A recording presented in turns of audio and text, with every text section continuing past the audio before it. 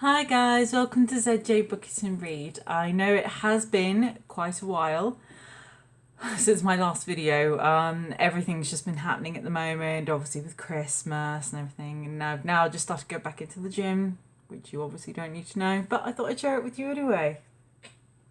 Okay, so today I am going to be kickstarting 2020 with one of my favourite authors. So today I'm going to be reviewing Reluctant King by Montana Ash.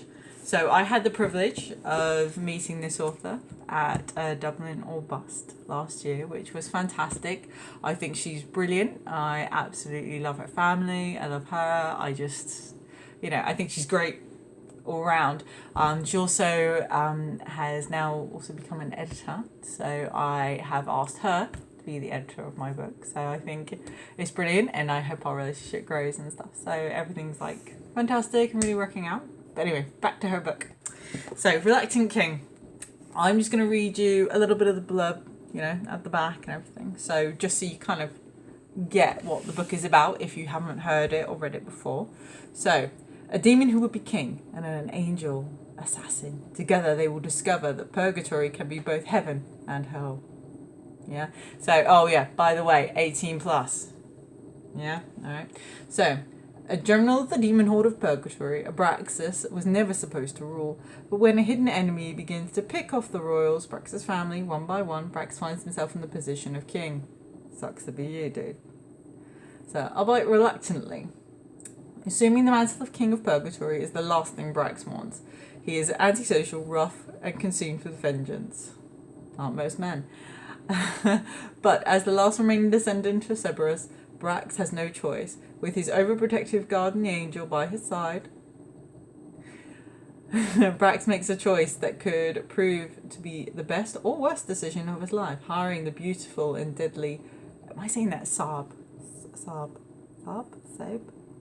So, Saab is an assassin, stolen as a child and trained in the most brutal assassin den in Purgatory. Saab excels in her schooling despite the visceral betrayal of her angelic nature. When the new king hires her to identify and assassinate the threat to the monarchy, Saab accepts, albeit reluctantly. For truth and lies are two-sided of the same coin in Purgatory, and Saab just happens to be their keeper. With the aid of her shape-shifting prodigy and zombie non-best friend at her side, Saab forges a bloody and dangerous path, even as her dead, murderous heart begins to beat again. I know. So, in Goodreads, this is 4.13 out of 5. So, 4 stars. That's how good it is. My review, I gave it a 5-star because I did really enjoy it. I'm one of those people, if you don't capture me in the first chapter, you won't capture me at all. I won't bother reading it, I'll just ignore it, and most of the time I will force myself to read it because some books do pick up. So, and others just kind of really lack. This really captured me in the first chapter. So that's why I was really, really impressed by it. Because some were like, some books are really good. You kind of read a little bit and then you're like, and then it starts getting boring throughout the book. But this was just like, capture me first chapter. And then it just kept capturing me each chapter. Like some parts where you think you're going into a lull and then suddenly I know you're not in a lull anymore. And it's like, it's amazing. I love it. So, and, obviously a lot of people look at this and see big book.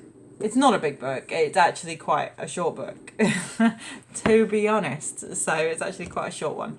But I really, really enjoyed it. I really enjoyed the way that it was written and the way that it came across.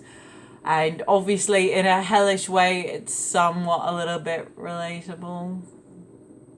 I don't know. Some of you might think, what is she going on about?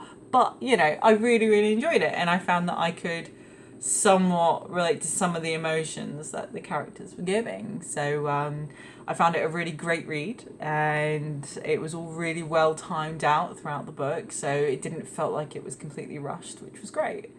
So I'm going to give this a ZJ-BOOKIT-AND-READ scoring of 4.5 out of 5.